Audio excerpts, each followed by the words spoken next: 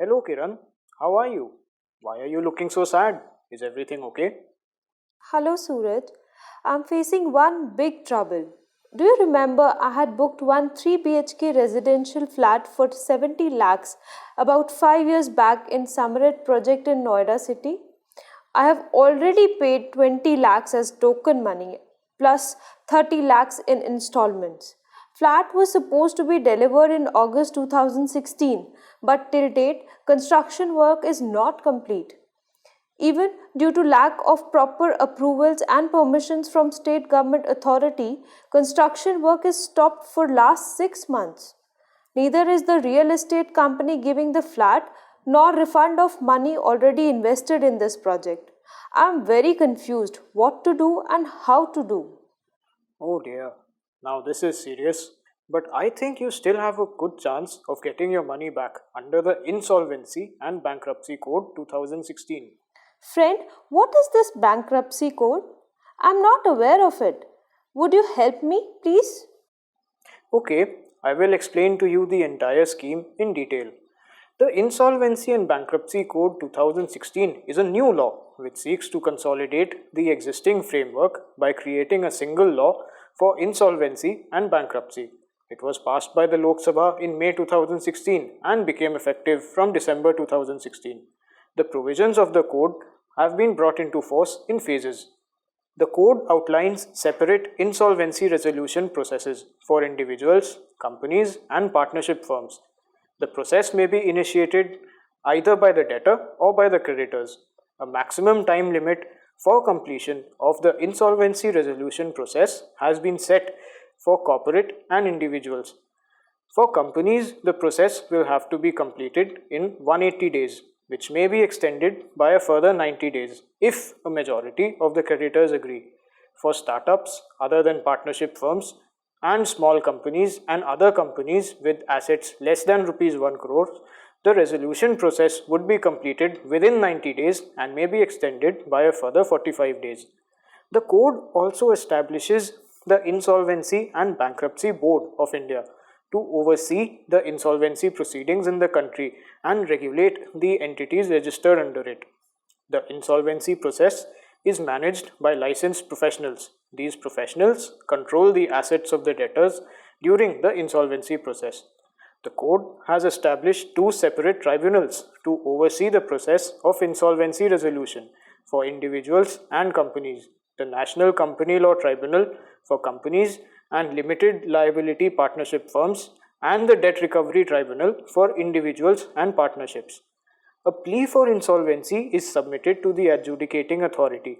The maximum time allowed to either accept or reject the plea is 14 days. If the plea is accepted, the tribunal has to appoint an insolvency resolution professional to draft a resolution plan within 180 days, extendable by a further 90 days.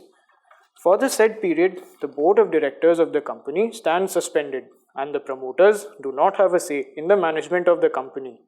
The first insolvency resolution order under this code was passed by the NCLT in the case of Synergies Do Ray Automotive Limited on 14th August 2017. Okay, but how the jurisdiction of NCLT is decided? Application for initiating insolvency resolution process or liquidation of corporate debtor shall be filed before the NCLT having jurisdiction over the place where the registered office of the corporate entity is situated.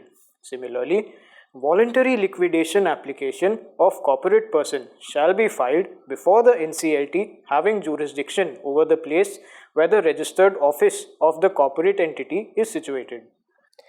Tell me, who can initiate an insolvency resolution process? An insolvency resolution process can be initiated by a financial creditor or an operational creditor, by other creditors, or by a corporate itself. Though the code does not specifically say so, but from the scheme of the code, it is apparent that the petition under sections 7 and 8 of the code shall not be maintainable if there is a slightest dispute or doubt about the paying ability of the amount claimed either by creditor. Legally speaking, Section 7 does not postulate service of notice upon the corporate debtor. However, it is advisable for the creditor to serve a notice upon the corporate debtor setting out aggregate amount payable by the corporate debtor.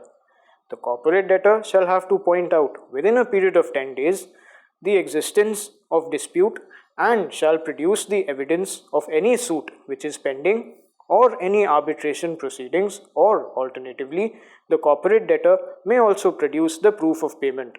After the expiry of 10 days and where the payment has not been received by the operational creditor may file a petition before the NCLT. How the scrutiny of debt takes place? The NCLT shall within 14 days from the receipt of an application ascertain the existence of default from the records of information utility or on the basis of other evidence furnished by the financial creditor. Where the NCLT is satisfied that default has occurred and an application is complete in all respects and no disciplinary proceedings are pending against the proposed interim resolution professional, it may accept the application. The NCLT shall, before rejecting the application, give notice to the applicant to rectify the default in his application within 7 days of receipt of such notice from the NCLT. What happens next after the admission of application? The NCLT, after admission of a petition or application, declares a moratorium in terms of Section 14 and prohibits the institution of suits or continuation of pending suits or proceedings against the corporate debtor, including execution of any judgment, decree, or order in any court of law, tribunal, or arbitration panel. When the NCLT is satisfied that the resolution plan approved by the Committee of Creditors meets the requirement of the code, it shall, by order, approve the plan. An approved plan is binding on the debtors and its employees, members, creditors, guarantors, and other stakeholders in the resolution plan. However, where the NCLT is satisfied that resolution plan does not meet the requirement of the code, it may, by order, reject the plan. On approval of resolution plan, the insolvency resolution process is closed. When the resolution process is closed, the moratorium ceases to have an effect. The resolution professional is relieved of his duties and all documents related to IRP are consigned to the board. When does NCLT exercise its power to initiate liquidation process? The NCLT has the power to order liquidation if resolution plan has been rejected as it fails to meet the requirement of the code, or maximum time allowed for resolution process has expired without any resolution plan being agreed upon, or during the insolvency resolution process but before confirming of resolution plan, Committee of Creditors through resolution professional intimates the adjudicating authority about its decision to liquidate the corporate debtor, or when the corporate debtor or any person connected with the corporate debtor contravenes the approved resolution plan.